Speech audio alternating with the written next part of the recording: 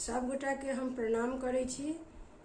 एखन बरसात के शुभ अवसर पर एकटा हम बटगबनी सुना रहल छी, जिनकर रचना केने छथिन पूनम झा सुधा।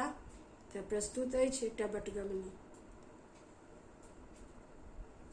बड़ा नीक लागे सखी हमारो बलम जी, हमारो बलम जी।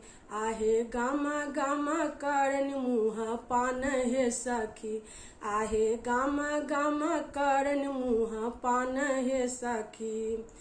बड़ा नीक लागे सखी हमारो बलम जी, हमारो बलम जी। आहे गामा गामा करन मुँह पान हे सखी, आहे गामा गामा करन मुँह पान हे सखी। हमारो बलम जी के घूरमल के सछनी, हमारो बलम जी के घूरमल के सछनी, घूरमल के सछनी। आहे बिसरब कोना दुनू नैन हे सखी, आहे बिसरब कोना दुनू नैन हे सखी। बड़ा नीक लागे सखी हमारो बलम जी, हमारो बलम जी। आहे गामा गामा करन मुँह पान हे सखी, आहे गामा गामा करन मुँह पान हे सखी। हमारो बलम जी के पहिरन पियर धोती, हमारो बलम जी के पहिरन पियर धोती, पहिरन पियर धोती। आहे कुरता खोसल छैनी पेन हे सखी, आहे कुरता में खोसल छैनी पेन हे सखी। बड़ा नीक लागे सखी हमारो बलम जी है, हमारो बलम जी। आहे गामा गामा करन मुँह पान हे सखी।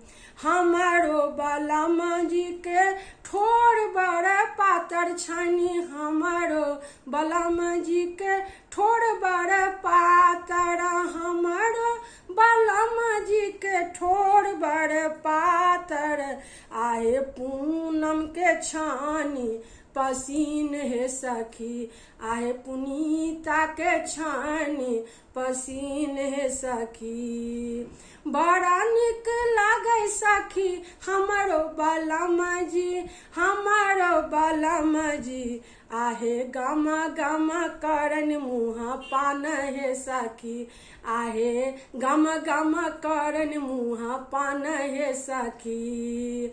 हमारो बलम जी के, हमारो बलम जी के नामी नामी के सछन, नामी नामी के सछन। गामा गामा करन मुँह पान हे सखी, गामा गामा करन मुँह पान हे सखी।